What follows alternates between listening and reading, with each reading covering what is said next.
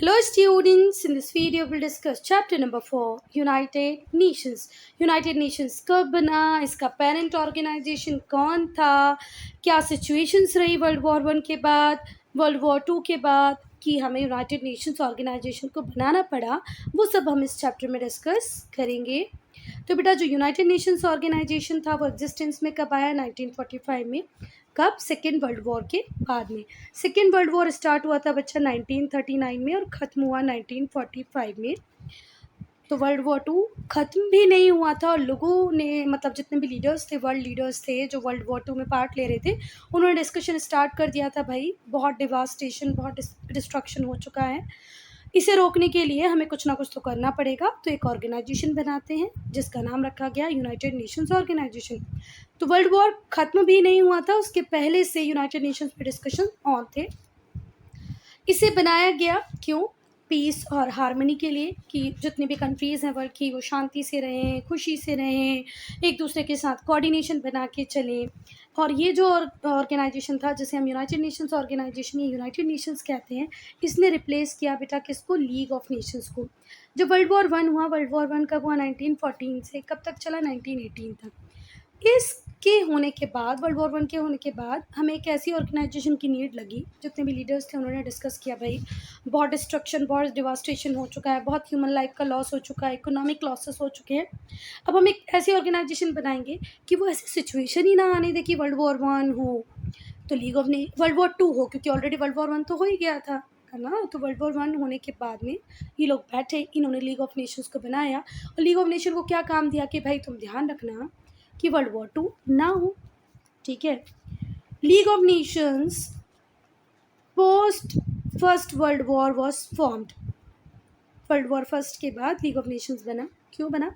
War को रोकने के लिए और सारी कंट्रीज़ को एक कॉमन प्लेटफॉर्म देने के लिए, जहाँ पर आप आएँ, बैठें, अपनी प्रॉब्लम्स को डिस्कस करें, डिस्प्यूट रिजोल्यूशन पे काम करें, कन्फ्लिक्ट को रिजॉल्व करने की कोशिश करें। जब एक जगह एक प्लेटफॉर्म पे सारी कंट्रीज़ बैठेंगी तो अपनी प्रॉब्लम रखेंगी और उनका प्रोबेबल सॉल्यूशन निकालेंगी। ये फंक्शन था किसका? लीग ऑफ नेशंस का।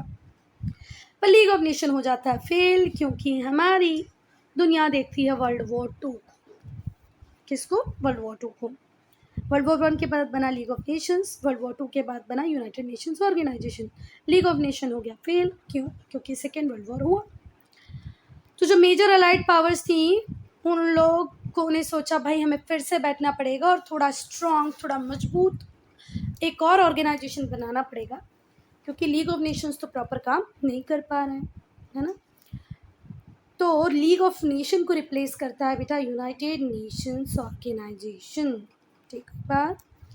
जो फेल हो गया league of Nations second World war को रोकने में, तो जो मेजर अलाइड पावर्स थी उन्होंने यूनाइटेड नेशंस ऑर्गेनाइजेशन को एस्टेब्लिश किया। और इसकी बात कभी होने लगी? Before second World War come to an end. Second World War ख़त्म भी नहीं हुआ था और जितने भी लीडर्स थे, वर्ल्ड लीडर्स थे जो वर्ल्ड वॉर टू में पार्ट ले रहे थे, उन्होंने डिस्कस करना चालू कर दिया, भाई कि अब हम यूनाइटेड नेशंस ऑर्गेनाइजेशन बनाएंगे, अब हमें फर्दर वर्ल्ड वॉर नहीं चाहिए। अब हम देखेंगे establishment of UNO. 20th century ने दो वॉर देखी, first World War one, World War two. World War one हुआ 14 से 19 तक, सेकेंड वर्ल्ड वॉर हुआ 39 से 45 तक। बेटा ऊपर मैंने वर्ल्ड वॉर वन का जो टाइम बताया, मतलब जो टाइम फ्रेम बताया वो 14 से 18 तक बताया है। अब मोस्ट ऑफ द साइट्स में गूगल में सर्च करेंगे तो वो 1914 से लेकर के 1918 तक ही होगा, नवंबर 1918 तक चला वो, ठीक है। पर यहाँ पर 1919 लिखा है, तो एक बार टीचर से कंसल्ट कर लेना कि हमें 1914 से 1918 लिखना है कि 1914 से 1919 लिखना है, ठीक है। चलो, जो भी टीचर अग्री करे उसको हाँ बोल देना। तो बेटा जितने भी अलाइड लीडर्स थे, जैसे कि यूनाइटेड किंगडम, यूएसए, यूएसएसआर, इन लोगों ने प्लान किया कि हम एक इंटरनेशनल ऑर्गेनाइजेशन बनाएंगे इंडिपेंडेंट कंट्रीज़ का, जो वर्ल्ड पीस के लिए काम करे। और सिर्फ दुनिया में शांति ही नहीं लाना है, दुनिया से गरीबी को हटाना है, दुनिया में न्याय की बात करना है, हर कंट्री के साथ जस्टिस हो, हर कंट्री में पार्टी ख़त्म हो, वर्ल्ड पीस हो, एक ऐसा ऑर्गेनाइजेशन बना लेते हैं जिससे पूरी दुनिया का ही भला हो। ये किसने डिसाइड किया? United kingdom, USA, USSR. बेटा ये जो यूएसएसआर है अब नहीं है, 1991 में ये टूट जाता है और इसका जो मेजर कंपोनेंट था वो था रशिया। ठीक है, रशिया के साथ और बहुत सारी कंट्रीज़ ने मिलकर बनाया था यूएसएसआर, पर 1991 में वो टूट गया। इसीलिए यूनाइटेड नेशंस ऑर्गेनाइजेशन एग्जिस्टेंस में आया। कब आया? अक्टूबर 24, 1945 में। 51 मेंबर कंट्रीज़ थे। इनिशियल लेवल शुरुआत में 51 कंट्रीज़ थे। जो एग्रीमेंट था उसे, बेटा ये जो एग्रीमेंट था उसे सार्वजनिक रूप से, मतलब पब्लिक तब किया गया जब यूएस के जो प्रेसिडेंट थे उस टाइम के, फ्रैंकलिन डी रूजवेल्ट, ब्रिटिश के प्राइम मिनिस्टर थे विंस्टन चर्चिल, उन्होंने किसको साइन कर लिया? अटलांटिक चार्टर को। कब? 1941 में। तो बेटा जो बात याद रखने की है वो ये है कि अटलांटिक चार्टर जो 1941 में साइन हुआ, उसे साइन किस किसने किया? US president Franklin D Roosevelt और British prime minister Winston Churchill ने। और उसके बाद ही हमें एक क्लियर विजन मिला कि फ्यूचर में हम किस टाइप का ऑर्गेनाइजेशन बनाएंगे। बेटा अब ये अटलांटिक चार्टर कॉन्फ्रेंस है, ये कहाँ पर हुई थी? New फाउंडलैंड in Canada. कनाडा में न्यू फाउंडलैंड है, वहाँ का कोस्ट है। कोस्ट किसको बोलते हैं बच्चा? जैसे ये हमारा इंडिया है, इंडिया का ये एरिया जो सी से कनेक्ट करता है उसे हम क्या कहते हैं? कोस्ट। तो न्यू फाउंडलैंड कनाडा में है, उसके कोस्ट पर क्या हुआ? अटलांटिक चार्टर कॉन्फ्रेंस हुआ। Aboard a warship from 9 to 12 August 1941। बेटा अबोर्ड अ वॉरशिप का मतलब होता है जो युद्ध पोत होते हैं ना, लड़ने के लिए जो शिप्स का यूज़ होता है, लड़ने के लिए जो भी आप यूज़ कर रहे हैं, मतलब ओशन में अगर आपको लड़ना है तो किसका यूज़ करोगे? शिप्स का, छोटी शिप्स का। तो अबोर्ड अ वॉरशिप एक शिप के ऊपर बैठकर ही ये अटलांटिक चार्टर साइन होता है। कब से कब तक? 9 से 12 अगस्त के बीच में। जो चार्टर था ये एक जॉइंट डिक्लेरेशन था यूनाइटेड स्टेट्स और ब्रिटेन के बीच में, जो क्लियरली ये बात करता था कि भाई हम जो एक्सेस पावर है, हम ये जो एक्सेस पावर है, एक्सेस पावर कौन कौन सी थी उस टाइम में? Germany, Japan and Italy. Italy, Japan and Germany, this was the axis power. तो यहाँ पर यूनाइटेड स्टेट्स एंड ब्रिटेन कह रहे हैं कि इस चार्टर के थ्रू हम ये डिक्लेयर कर रहे हैं, भाई हम दोनों ही मिलकर डिक्लेयर कर रहे हैं, जॉइंट डिक्लेरेशन था कि हम एक्सिस पावर के अगेंस्ट में हैं। क्यों अगेंस्ट में है? टू एंश्योर लाइफ, जीवन को बचाने के लिए, लिबर्टी को बचाने के लिए, रिलीजियस फ्रीडम, इंडिपेंडेंस, क्योंकि हिटलर जर्मनी में इसी टाइम में परसिक्यूशन करता है जीव का। ठीक है, तो यहाँ पर यूनाइटेड स्टेट्स और ब्रिटेन का कहना है कि अगर हम इस वॉर में अगेंस्ट में हैं एक्सिस पावर के, तो सिर्फ इसीलिए क्योंकि हम जीवन बचाना चाहते हैं, स्वतंत्रता बचाना चाहते हैं, लोगों को उनकी धार्मिक स्वतंत्रता देना चाहते हैं, और जो लोगों के राइट्स हैं उन्हें सेव करना चाहते हैं, न्याय की बात करते हैं, इसलिए हम एक्सिस पावर के अगेंस्ट में। The name United Nations was first used to refer to the nations allied against Germany। अगर सबसे पहले पूछा जाए कि यूनाइटेड नेशंस किसको कहा गया, तो बेटा जर्मनी के अगेंस्ट में, इटली के अगेंस्ट में, जापान के अगेंस्ट में, ये जो एक्सिस पावर थी, एक्सिस पावर कौन कौन थी? इन्हें हिंदी में बोलते हैं धुरी ताकतें। ये वर्ल्ड वॉर 2 में एक साइड में थी, कौन? Germany, Italy and Japan. तो इन तीनों के अगेंस्ट में जो नेशन खड़े थे उन्हें क्या कहा गया? यूनाइटेड नेशन, जिनमें था Britain, France, United states of America, Russia. ये किसका पार्ट बन गया? यूनाइटेड नेशंस का। बेटा और इन तीनों ने मिलकर वर्ल्ड वॉर 2 की शुरुआत नहीं की थी, ये इंडिविजुअली आपस में अलग अलग लड़ रहे थे। हिटलर को अपना वर्ल्ड वॉर 1 का बदला लेना था इसलिए लड़ रहे थे। बेनिटो मसूलिनी को अब ऐसा लग रहा था मुझे एम्पायर बिल्डिंग करनी है। जापान में जो हिरोहितो थे और सुजुकी थे उनको अलग लग रहा था कि मुझे एम्पायर बिल्डिंग करनी है। तो 1 जनवरी 1942 को 26 कंट्री साइन कर देती हैं किसका डिक्लेरेशन? यूनाइटेड नेशंस का डिक्लेरेशन। सिर्फ कितनी? 26 कंट्रीज। इसमें से जो 3 थी वो थी allied powers, United states, United kingdom and USSR. ये न्यू ऑर्गेनाइजेशंस की बात करती हैं कि भाई उसका स्ट्रक्चर कैसा होगा, उसके फंक्शंस क्या क्या होंगे, किस तरीके से वो काम करेगा। अब ये लोग आपस में बैठ के सोच रहे हैं। जो लीडर्स थे अलाइड पावर्स के, जैसे Franklin D Roosevelt, Winston Churchill, Joseph Stalin. Franklin D Roosevelt थे बच्चा यूनाइटेड स्टेट्स ऑफ अमेरिका के, विंस्टन चर्चिल थे यूनाइटेड किंगडम के, और जोसेफ स्टालिन थे रशिया के। इन्होंने बात की कि चलो अब यूनाइटेड नेशंस ऑर्गेनाइजेशन को फॉर्म करते हैं।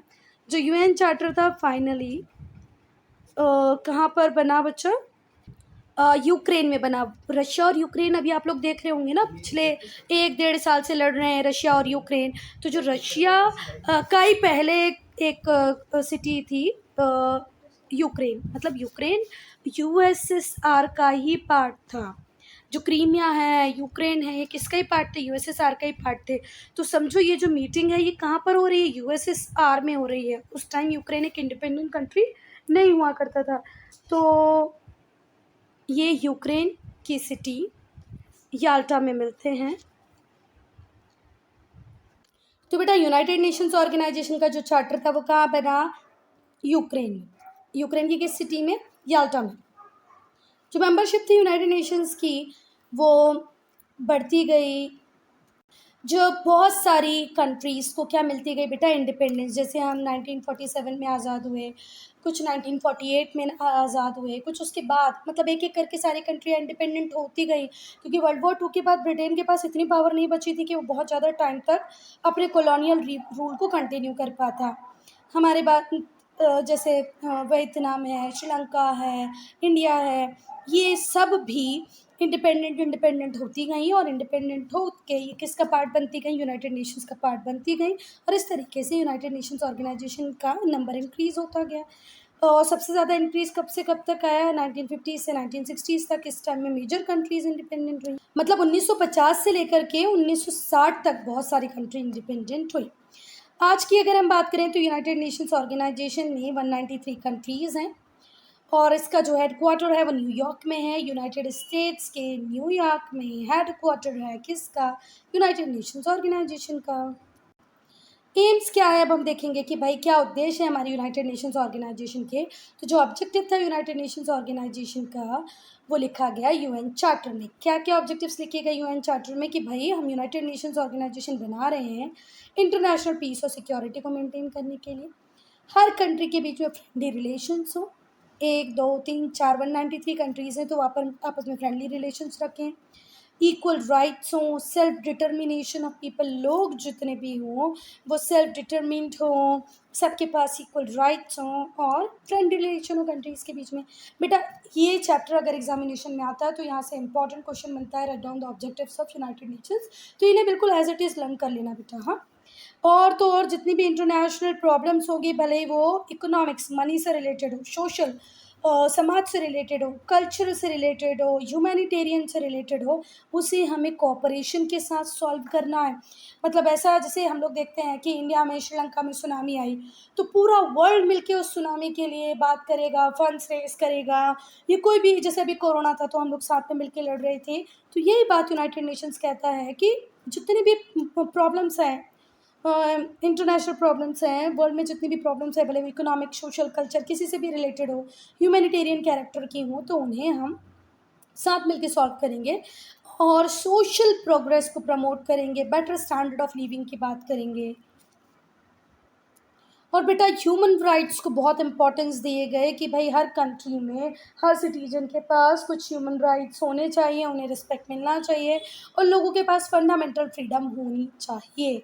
जैसे राइट टू स्पीच है ना, right to freedom of practice of religion, ये है, तो ये सबके पास होनी चाहिए।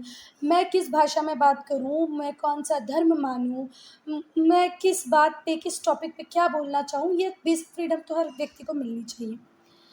Be the center of harmonizing the actions of nation in attaining these common ends। और ये सेंटर बनेगा कि जितने भी नेशंस हैं वो कॉमन एंड्स को अचीव करें इस पर्टिकुलर प्लेटफॉर्म का यूज़ करके।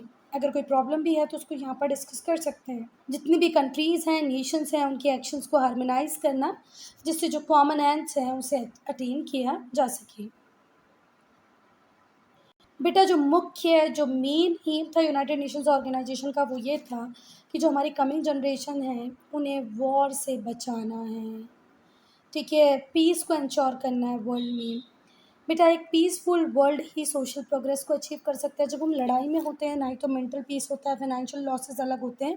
तो यूनाइटेड नेशंस ऑर्गेनाइजेशन को बनाते टाइम लोगों ने ये सोचा था कि अगर हमें वर्ल्ड में प्रोग्रेस लेके आनी है तो हमें आपस में लड़ाई छोड़ देनी चाहिए, बेटर लिविंग कंडीशंस होनी चाहिए, जस्टिस होना चाहिए, सिक्योरिटी होनी चाहिए।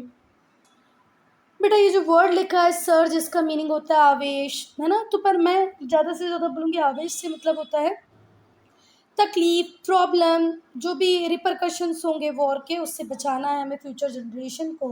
ये यूनाइटेड नेशंस का मेन एम था। Now organs of United Nations. बेटा वन बाय वन हम ऑर्गन्स को डिस्कस करेंगे यूनाइटेड नेशंस के। 6 प्रिंसिपल ऑर्गन्स होते हैं यूनाइटेड नेशंस के। पहला है जनरल असेंबली, फिर होता है सिक्योरिटी काउंसिल, थर्ड है economic and social council, fourth है trusteeship council, fifth secretariat and six one is international court of justice. बेटा ये जो 5 हैं ये हेडक्वार्टर में ही सिचुएटेड है न्यूयॉर्क में। बाकी ये कहाँ पर है? हेग में। And students, it's very important to learn the names of the organs of United Nations, क्योंकि ये क्वेश्चन में 2 मार्क या 3 मार्क में पूछा ही जाएगा अगर ये चैप्टर एग्जामिनेशन में आएगा तो, कि write down the organs of United Nations. तो 6 के नेम आपको लर्न होने चाहिए। फटाफट से एक बार और बोल दो। The general assembly, security council, economic and social council, trusteeship council, secretariat, international court of justice. ये जितने भी ऑर्गन्स हैं बच्चा, सिर्फ एक इंटरनेशनल कोर्ट ऑफ जस्टिस को छोड़ दो तो ये लोकेटेड हैं हेडक्वार्टर्स ऑफ यूनाइटेड नेशंस में। सिर्फ एक ही ऑर्गेनाइजेशन जो है इंटरनेशनल कोर्ट ऑफ जस्टिस, वो लोकेटेड है हेग में। बाकी सारे के सारे न्यूयॉर्क में ही हैं। फैक्ट कॉर्नर की बात करें तो again a very important question for 1 mark और 2 मार्क, कि write down the official languages of United Nations, या how many official languages are there in United Nations. तो है बच्चा English, French, Spanish, Russian, Arabic and Chinese. कितनी भाषाएं हो गई? 6। 1 2 3 4 5 6। एक बार फिर से बोलो। English, French, Spanish, Russian, Arabic, Chinese. ये कहाँ की ऑफिशियल लैंग्वेजेस हैं बच्चा? यूनाइटेड नेशंस की ऑफिशियल लैंग्वेजेस है। कितनी? 6। अब हम देखेंगे लेट्स डिस्कस को। लेट्स डिस्कस में पूछा है बच्चा कि किस कॉन्टेक्स्ट में 2017 में इंडिया ने अप्रोच किया था इंटरनेशनल कोर्ट ऑफ जस्टिस। तो बेटा हमारा एक व्यक्ति, एक पर्सन जिसका नाम था कुलभूषण जाधव, उसे मिलिट्री कोर्ट ने पाकिस्तान में सज़ाए मौत दे दी थी, सेंटेंस टू डेथ दे दिया था। तो उसके अगेंस्ट में हम लोगों ने फाइल किया था कि यहाँ पर वियना कन्वेंशन को प्रॉपरली फॉलो नहीं किया गया है। इवन जो कुलभूषण जाधव के रिश्तेदार थे उन्हें भी इन्फॉर्म नहीं किया गया था कि वो अपना पक्ष रख पाता एक बार। तो इस रिगार्ड में इंडिया ने अप्रोच किया था इंटरनेशनल कोर्ट ऑफ जस्टिस को। आप लोग इस केस को गूगल पे थोड़ा सा इत्मीनान से पढ़ो, अच्छा इंटरेस्टिंग केस है। अब हम बात करेंगे जनरल असेंबली की। तो जो जनरल असेंबली है उसे हम वर्ल्ड पार्लियामेंट कहते हैं। अगर आपसे पूछा जाएगा 1 मार्क में which organ of United Nations is known as World Parliament, तो क्या कहेंगे? General Assembly. जितने भी मेंबर स्टेट्स होते हैं यूनाइटेड नेशंस के, वो अपने भी रिप्रेजेंटेटिव्स को भेजते हैं जनरल असेंबली के लिए। ये लार्जेस्ट ऑर्गन है क्योंकि बहुत सारे लोग होते हैं। ये लोग हर साल एक बार तो मिलते ही हैं सितंबर के 3rd वीक में, और अभी ये भी सितंबर चल रहा है। हमारे एस जयशंकर ने बहुत ही शानदार स्पीच दी है। आप लोगों को उस स्पीच को भी सुनना चाहिए। UNGA, United nation general assembly, पूरा के पूरा वीडियो है, अप्रॉक्सीमेटली 5 आवर का वो वीडियो है। उसमें से सिर्फ आपको एस जयशंकर वाला पार्ट सुनना है या एस जयशंकर वाले पार्ट का ही वीडियो आप लोग देखो। बहुत बढ़िया तरीके से एस जयशंकर ने इंडिया को रिप्रेजेंट किया है। हमारे जो नेबर कंट्रीज़ हैं जो हम पे फॉल्स एलिगेशंस लगाते हैं उनको भी टारगेट किया है। तो अच्छा वीडियो आप लोगों को सुनना चाहिए। एस जयशंकर हमारे एक्सटर्नल अफेयर मिनिस्टर ने कैसे अपनी बातों को यूनाइटेड नेशंस जनरल असेंबली में रखा है। जो जनरल असेंबली होती है वो अपने प्रेसिडेंट को इलेक्ट करती है फॉर एवरी सेशन, हर सेशन के लिए प्रेसिडेंट इलेक्ट किया जाता है। And the meet for 2 months, और ये 2 मंथ के लिए मिलते हैं। अगर कोई एमरजेंसी आ जाए, कोई प्रॉब्लम वर्ल्ड वाइड क्रिएट हो जाए तो ये लोग किसी भी टाइम भी मिल सकते हैं। ऐसा ज़रूरी नहीं है कि साल में एक बार मिल गए तो दोबारा मिलेंगे ही नहीं। अंडर द चार्टर के अकॉर्डिंग जो सेक्रेटरी जनरल होता है उसे अपॉइंट करने वाली जनरल असेंबली ही होती है। सेक्रेटरी जनरल को अपॉइंट कौन ही करती है बच्चा? जनरल असेंबली ही करती है। और अभी जो करंट सेक्रेटरी हैं बच्चा, करंट सेक्रेटरी हैं यूनाइटेड नेशंस के, एंटोनियो गुटेरेस। ठीक है, आप लोगों को इनका इमेज भी देख लेना है गूगल पे ज़रूर ध्यान से। तो जो चार्टर है उसके अकॉर्डिंग जो सेक्रेटरी जनरल है उसे अपॉइंट कौन करती है? General assembly. Current secretary general कौन है? Antonio Guterres. Upon the recommendation of security council के रिकमेंडेशन पे जनरल असेंबली अपॉइंट करती है किसको? सेक्रेटरी जनरल को। अब क्या क्या काम करती है भाई जनरल असेंबली? तो ये वो मैटर्स को डिस्कस करती है जो इंटरनेशनल पीस और सिक्योरिटी को अफेक्ट कर रहे हो। ये एनुअल बजट पास करती है यूनाइटेड नेशंस का। यूनाइटेड नेशंस कहाँ से कितना पैसा लाएगा, कहाँ कितना पैसा खर्च करेगा, ये जनरल असेंबली ही डिसाइड करती है। सारे मैटर्स जो इंटरनेशनल पीस सिक्योरिटी से रिलेटेड है उन्हें डिस्कस किया जाता है। ये 10 नॉन परमानेंट मेंबर्स को भी इलेक्ट करते हैं security council. It elects the 10 non permanent members of the security council. Security council में 10 नॉन परमानेंट मेंबर्स होते हैं, 5 परमानेंट मेंबर्स होते हैं। तो 10 नॉन परमानेंट को भी जनरल असेंबली ही चुनती है। ये ही मेंबर्स चुनते हैं इकोनॉमिक और सोशल काउंसिल के लिए और इंटरनेशनल कोर्ट ऑफ जस्टिस के लिए जजेस को। इंटरनेशनल कोर्ट ऑफ जस्टिस में जो जजेस होते हैं उसे जनरल असेंबली चुनती है। सोशल काउंसिल, इकोनॉमिक काउंसिल के मेंबर्स को जनरल असेंबली चुनती है। It participate in the elections of secretary general of United Nations. United Nations के लिए के सेक्रेटरी जनरल के लिए जो इलेक्शंस होते हैं उनमें भी कौन ही पार्ट लेता है बच्चा? United Nations general assembly. फिर से एक बार ध्यान से सुन लो, यूनाइटेड नेशंस में सेक्रेटरी जनरल होता है, उसे उसका जब इलेक्शन होगा तो कौन पार्ट लेंगे? कौन लेंगे बच्चा? यूएनजीए के मेंबर। इट एडमिट मतलब जो भी जनरल असेंबली होगी उसके मेंबर। नए मेंबर्स को एडमिट करना सिक्योरिटी काउंसिल की एडवाइस पे। सिक्योरिटी काउंसिल जब जब रिकमेंड करेगा तो ये लोग नए मेंबर को एडमिट कर सकते हैं और वो भी कौन ही करेगा? UNGA, United Nations general assembly. अब हम फैक्ट कॉर्नर को पढ़ेंगे तो फैक्ट कॉर्नर कह रहा है कि भाई एट प्रेजेंट एंटोनियो गुटेरेस जो कि पोर्चुगल के हैं, हिंदी में इसे पुर्तगाल कहते हैं, वो सेक्रेटरी जनरल है यूनाइटेड नेशंस के। इन्होंने किससे चार्जेस लिए? बान की मून। बान की मून कब बने थे बच्चा सेक्रेटरी जनरल? 2017 में बान की मून। ठीक है, उसके बाद कौन बने? Antonio Guterres. आपको फाइंड आउट करना है कि क्या कोई इंडियन कभी अपॉइंट हुआ है ऐसा सेक्रेटरी जनरल ऑफ यूएन। तो ये फाइंड आउट करके आपको मुझे कमेंट सेक्शन में बताना है। मुझे पता है कि बहुत सारे लोगों को नहीं पता है, आप लोग गूगल पे सर्च करें, सर्च की हुई चीज़ें ज़्यादा याद रहती हैं, और फिर मुझे कमेंट सेक्शन में लिख के दिखाएं। और नहीं तो मैं वीडियो के एंड में इसका आंसर दे ही दूँगी। चलो, सिक्योरिटी काउंसिल ये सेकेंड ऑर्गन है। ये बहुत ही इफ़ेक्टिव ऑर्गन है यूनाइटेड नेशंस का। ये सिर्फ उन मैटर्स में डील करता है जो वॉर और पीस से जुड़े हुए होते हैं। यहाँ पर 5 परमानेंट मेंबर्स होते हैं of the original UN charter, जो कि सबसे पावरफुल नेशंस थे उस टाइम में जब यूएन बन रहा था। जब यूनाइटेड नेशंस बन रहा था उस टाइम में जो 5 पावरफुल नेशंस थे, है ना, उन्होंने जो ओरिजिनल यूएन चार्टर को बनाया था और उस टाइम में वो 5 प्रेजेंट थे। वो हैं United states of America, United kingdom, Russia, France, China. फिर से ध्यान से सुनो, यूनाइटेड नेशंस में 5 परमानेंट मेंबर्स होते हैं। ये वो मेंबर्स हैं जिन्होंने ओरिजिनल यूएन चार्टर को साइन किया था। और जब यूनाइटेड नेशंस ऑर्गेनाइजेशन बनाया जा रहा था ये पांचों ही बहुत ज़्यादा पावरफुल थे। और एक बात और ध्यान रखो कि वर्ल्ड वॉर 2 में ये जीते हुए लोग हैं। वर्ल्ड वॉर 2 में USA, UK, Russia, France, China ये सब एक ही साइड में थे और जीते। तो वर्ल्ड वॉर 2 में ये 5 परमानेंट मेंबर्स ही जीते थे। ठीक है, और इन्हीं को क्या मिल गई? Permanent seat. ये जो 5 मेंबर हैं इनके पास वीटो पावर होता है और veto power means power to say no. कोई भी काम, टोटल 193 कंट्रीज़ हैं, उन 193 कंट्रीज़ से अगर इस पाँचों की 4 कंट्री भी बोल दे कि नहीं यार ये काम हो जाना चाहिए, पर एक कंट्री भी जब नो बोल देगी, ना बोल देगी, तो वो काम नहीं होगा। वीटो क्या होता है? The power to say no.